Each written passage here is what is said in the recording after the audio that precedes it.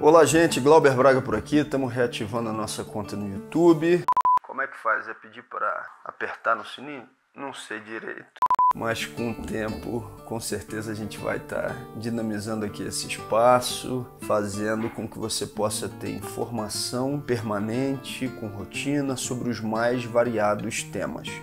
Gravação de uma vezada só com esse barulho de obra que está acontecendo aqui na vizinhança, mas vamos lá, né? Hoje a gente vai estar falando sobre América Latina e aquilo que é o avanço em determinados países de forças de extrema direita. Qual é o papel da esquerda nessa história? Para começar, a gente faz uma breve retrospectiva sobre o que foi a década de 90, onde a gente vivenciou na América Latina a fome crescente, a aplicação da agenda neoliberal, privatizações, contra-reformas, o povo passando enormes dificuldades. E com isso vieram grandes manifestações populares contra a aplicação dessa agenda de fome e de desmonte. E já nos anos 2000, a gente teve como consequência a eleição de vários presidentes da República com uma orientação mais à esquerda. A começar pela Venezuela, que elegeu Hugo Chávez. Lembremos que em 89, uma manifestação de grandes proporções, exatamente por conta do aumento do preço dos combustíveis, dos alimentos, fez com que houvesse uma forte repressão do governo da época, levando à morte de muitas pessoas. Chávez, então, surge como alguém que se rebela contra esse estado de coisas na Venezuela, mas isso aconteceu também nos vários outros países da América Latina. Bolívia, por exemplo, elege Evo Morales. A Argentina, que vivia uma gravíssima crise social, com um presidente caindo atrás do outro, elege Néstor Kirchner. No Equador, foi a vez de Rafael Correa. Interessante dizer que na Bolívia, na Venezuela e também no Equador, os presidentes, quando chegam ao poder, chamam novas constituintes para haver uma alteração nas relações de poder nos seus respectivos países. O Brasil elege Lula depois de Fernando Henrique Cardoso, que, diferente desses outros três países, não convocou, não tentou o que fosse uma nova constituinte. Colômbia foi um dos poucos países que manteve uma linha de orientação à direita na presidência da República, com forte presença e poder da relação com o governo dos Estados Unidos. Foi o período de Uribe e companhia. Até hoje, o presidente colombiano é uma figura da direita nefasta, o senhor Duque. Peru, em determinado momento, nos anos 2000, elege também o Mala. Chile, durante bastante tempo, os partidos e forças da chamada concertação foram aqueles que dominaram a política chilena pós-ditadura de Pinochet. Talvez a mais conhecida delas, Michelle Bachelet. Paraguai teve na presidência Lugo, ex-padre, com uma orientação à esquerda. E no Uruguai, a mesma coisa. Aquilo que foi chamada Frente Ampla elege Tabaré Vázquez e Mujica. Durante bastante tempo, esses países tiveram, nesses governos, com uma orientação mais à esquerda, apesar de toda a diferença que existe entre eles, uma popularidade, onde houve uma ampliação da renda daqueles que prioritariamente tinham os menores rendimentos, as pessoas que viviam na pobreza. Houve uma diminuição da fome nos países da América do Sul. Um exemplo de enfrentamento foi exatamente o da Venezuela, onde Hugo Chávez imediatamente faz toda uma política de articulação e de mobilização popular para dividir as riquezas do petróleo, faz um alinhamento internacional de solidariedade a Cuba, e os outros países fizeram ou tocaram medidas parecidas, mas de maneira muito mais modesta ou menos ousada. Chávez foi quem, de antemão, puxou esse trem de uma política que tivesse como foco a mobilização popular para os enfrentamentos necessários e para as modificações estruturais e sociais, foi quem disse que era o momento da gente instituir o socialismo do século XXI. Mas passado um tempo, depois de governos com alguma popularidade, no caso do Brasil, Lula consegue eleger Dilma como a sua sucessora, começam os ataques. E esses ataques vêm principalmente daqueles que não aceitavam sequer uma política de conciliação. Queriam uma política de implementação de mais uma etapa de desmonte com foco nas políticas de direita. E se no passado, durante as ditaduras,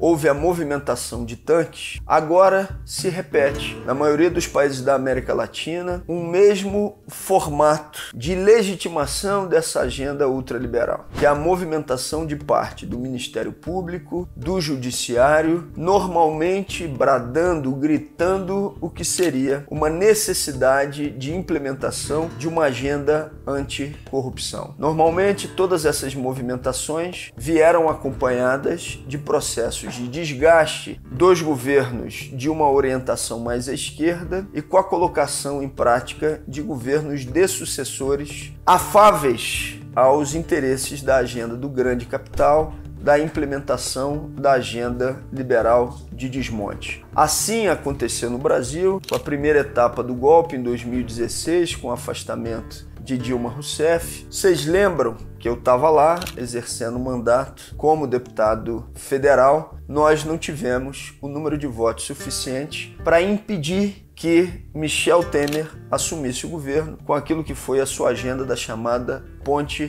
para o Futuro.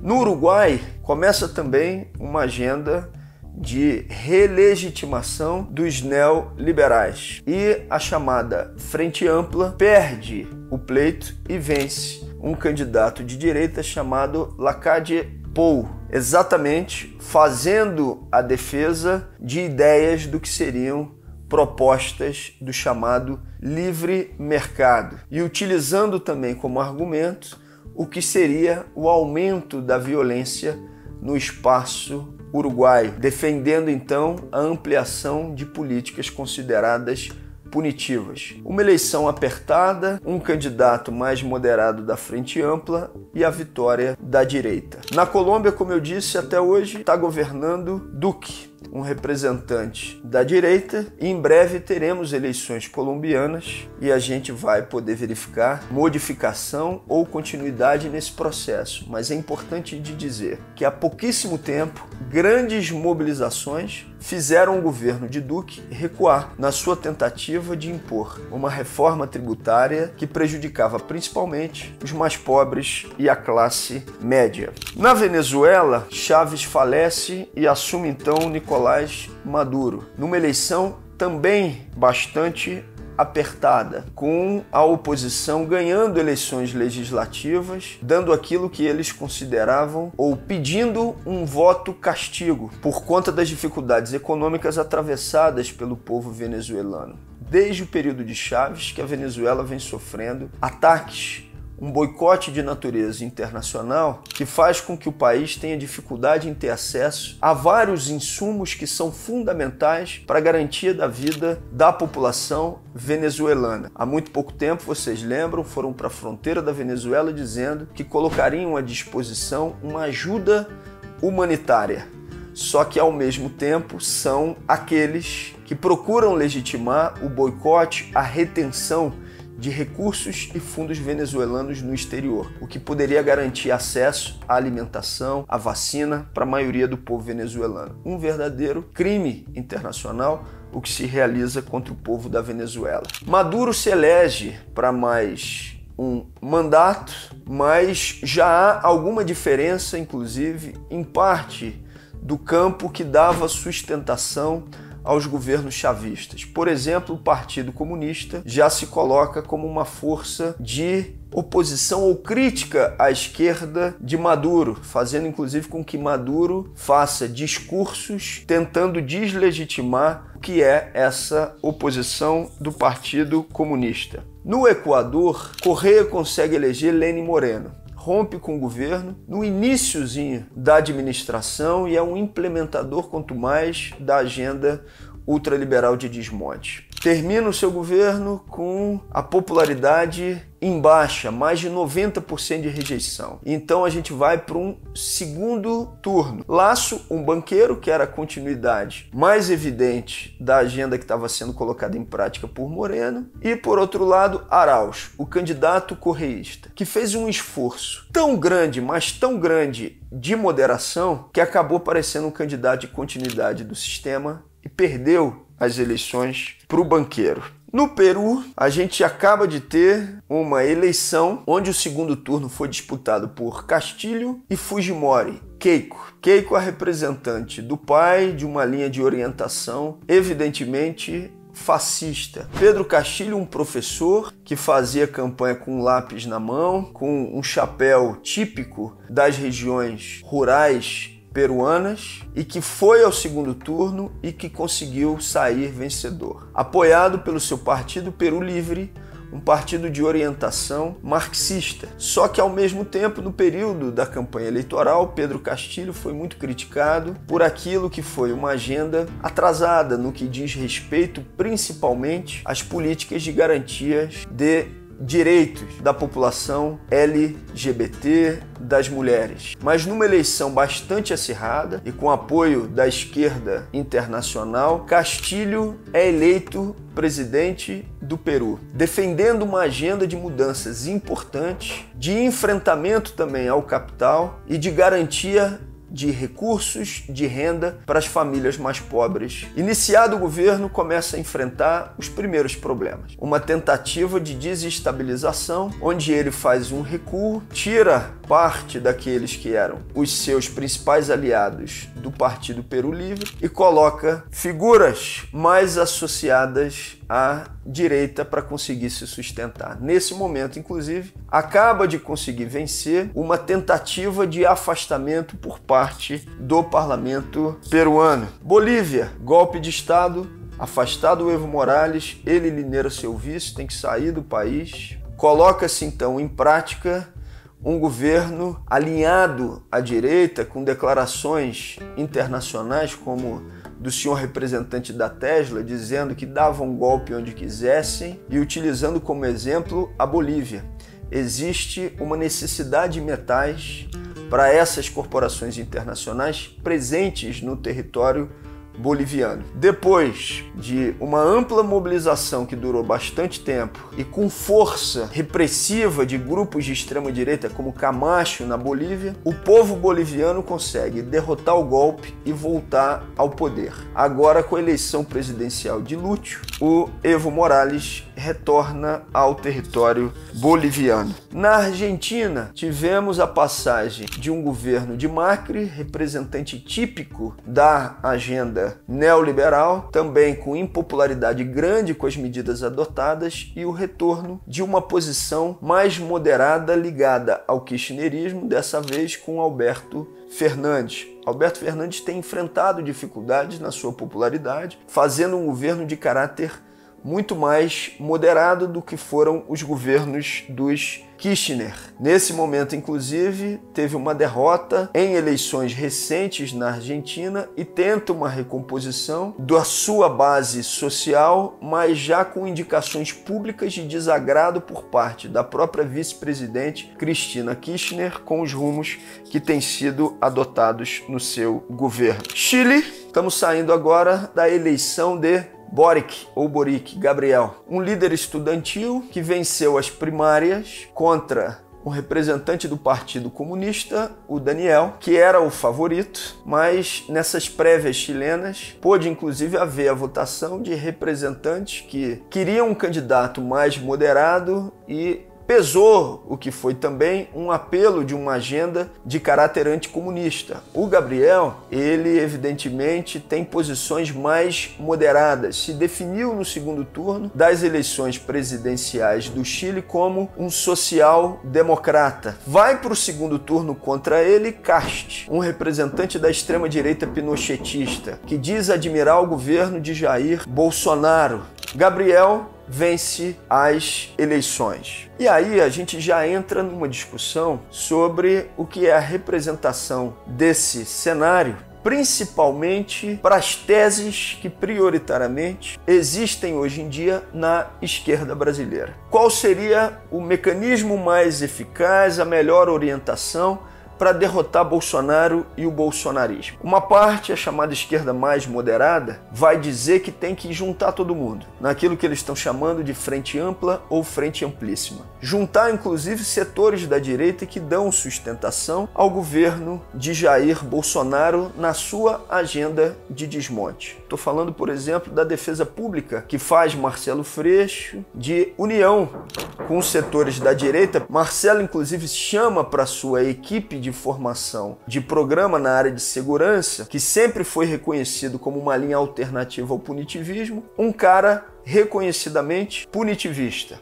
mentor inclusive da intervenção federal durante o governo de Michel Temer e o seu ministro da Segurança Pública, chamado então para composição do que foi ou do que será essa equipe de governo de Marcelo Freixo. Movimento semelhante a gente vê agora sendo realizado por Lula e pela cúpula do PT, que fazem uma articulação para ter Geraldo Alckmin como o vice na chapa presidencial. Lembremos que Alckmin, durante as eleições de 2018, era o preferido do mercado financeiro e só foi abandonado quando ficou demonstrado que ele não teria chances eleitorais e esses setores embarcaram prioritariamente na candidatura de Bolsonaro a partir da articulação de Paulo Guedes. O Alckmin é uma sinalização evidente que tenta se dar ao mercado, ao sistema financeiro. E ele acaba sendo uma arapuca dentro da chapa presidencial. Se Lula é eleito presidente da República, ele tenta qualquer tipo de medida que vá um pouco além ou que tenha um pouco mais de radicalidade na estruturação de um projeto que enfrente os interesses da burguesia, evidentemente o resultado será o golpe com a colocação de Alckmin na presidência da República. O argumento utilizado para defender que esse tipo de aliança precisa ser realizada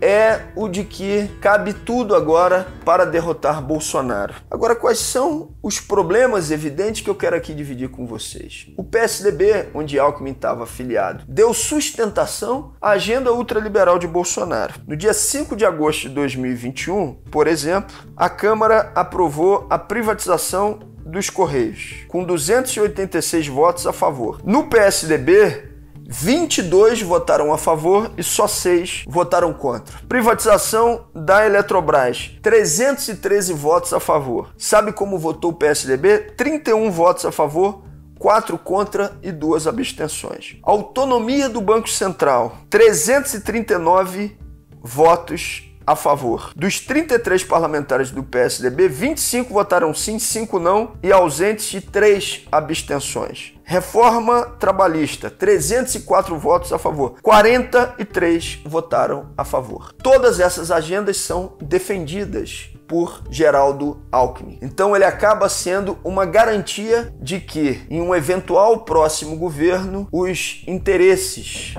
das elites e das corporações internacionais que querem desmontar o Estado brasileiro nas suas garantias sociais ficarão preservados. Derrotar Bolsonaro tem que ser prioridade número 1. Mas, ao mesmo tempo, a gente precisa derrotar as estruturas que dão sustentação ao projeto de poder de Bolsonaro. E aí são 3 agendas prioritariamente. A agenda ultraliberal de desmonte, a agenda do Estado penal, policial, punitivo e a terceira agenda dos fundamentalismos diversos. Se Alckmin é o representante de uma dessas pernas, ele também precisa ser derrotado. E não cabe à esquerda a realização de aliança com ele. Você pode estar pensando nesse momento que se trata de um principismo. Eu te digo que não, que é também uma reafirmação de princípios, mas que tem características bem pragmáticas. O Datafolha, quando faz uma pesquisa e pergunta se o brasileiro é a favor das rodadas de privatizações, de cada 10, 6 a 7 dizem que são contra. A maioria absoluta é contra a reforma da Previdência, é contra a reforma trabalhista. Quando a gente se une, ou quando alguns se unem com essa direita liberal, amacia-se o discurso numa modificação modificação que seja estrutural desse projeto econômico. Por isso, ter radicalidade política, repito, é derrotar Bolsonaro, mas derrotar também as agendas que dão estruturação ao seu governo. Bolsonaro trabalhou desde o início da sua administração para converter os 20 a 30% que consideram seu governo ótimo e bom em militantes fascistas para defender o governo na rua. O enfrentamento a esse bolsonarismo continua para além de 2022. E ter, então, uma base militante formada e com o período eleitoral sendo utilizado também para essa formação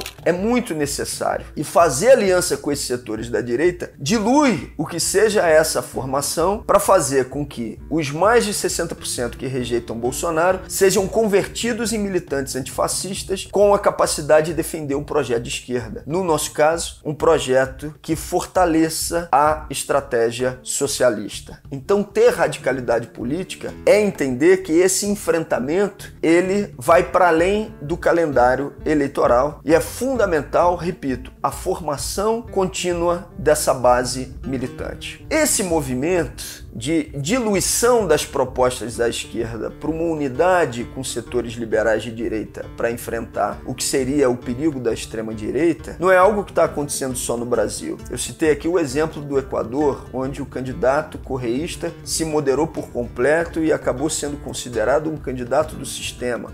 No Chile, por exemplo, a tese da necessidade de moderação vai dizer que no segundo turno o Gabriel ele teve uma agenda extremamente moderada. É um fato se comparado com o Daniel, mas não se pode deixar de levar em conta que a sua posição estava à esquerda do que foi a chamada concertação, que no Chile reunia a democracia cristã e o Partido Socialista de Bachelet. Então a proposta ou a posição de Gabriel estava à esquerda daquilo que teve uma derrota fragorosa nas eleições, assim como da direita tradicional, de Pinheira, que é o atual presidente. Teve uma fragorosa derrota e o fortalecimento de uma posição de extrema-direita. Isso tem acontecido no mundo. Aconteceu algo muito parecido na Espanha, onde o Podemos, então, forma uma coalizão de governo junto com o Partido Socialista e passa a perder eleitoralmente posições.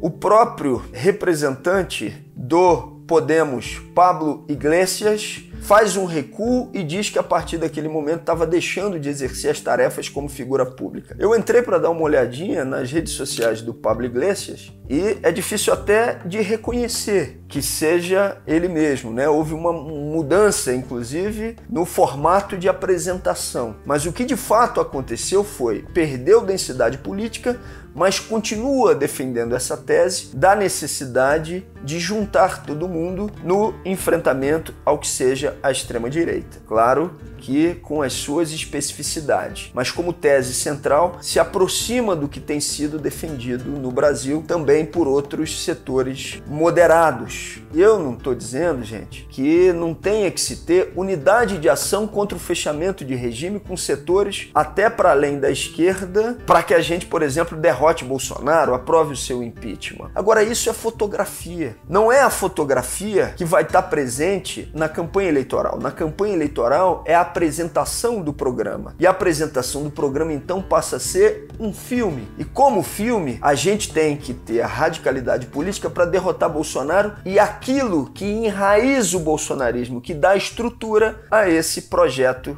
de poder. Eu nem estou convencido de que seja mais eficaz eleitoralmente abrir mão da apresentação do nosso programa no primeiro turno, como os moderados tentam dar como fato consumado. As próximas eleições na América Latina, inclusive, podem reforçar a tese de que a radicalidade política é uma necessidade, inclusive do ponto de vista eleitoral, para fazer o enfrentamento ao que é essa representação dura da extrema-direita. Deter a extrema-direita, repito, é a nossa necessidade número 1. Vencer e ultrapassar um sistema de coisas onde você tem cada vez mais o empobrecimento das populações e dos povos, com o privilégio de alguns poucos, é algo que tem que estar na ordem do dia. Para alcançar isso, não dá para tentar mediar com o sistema capitalista. É fundamental superar o capitalismo. é fundamental não ter medo de dizer da necessidade de que a gente tenha uma sociedade socialista. Para que isso aconteça, a gente tem que se apresentar por completo. A gente tem defendido e colocado em prática no Brasil, e a gente acha que esse é um instrumento importante para fortalecer laços em toda a América Latina com as mais variadas organizações, os chamados centros socialistas, que foi incentivado e eu conheci a partir das defesas do professor Alisson Mascaro. Foi formada uma Associação Nacional e Popular dos Centros Socialistas e hoje a gente já tem várias unidades espalhadas. Um espaço de acolhimento, onde as pessoas vão lá tratar das suas dificuldades cotidianas e reais, e um espaço também de disseminação das nossas ideias. Com a plaquinha, inclusive, escrita, como está lá no Rui Sanglar, Centro Socialista. Não queremos nos apresentar como centro social ou centro comunitário, respeitando essas outras iniciativas, mas queremos fazer o debate, inclusive, já de antemão e imediatamente na nossa apresentação. Uma outra sociedade onde uma minoria não tenha quase tudo e uma maioria não viva na miséria é uma necessidade histórica. Derrotar a extrema-direita, derrotar as estruturas que lhe dão sustentação e afirmar a necessidade, repito, da construção da sociedade socialista. Nós não podemos ter medo de dizer.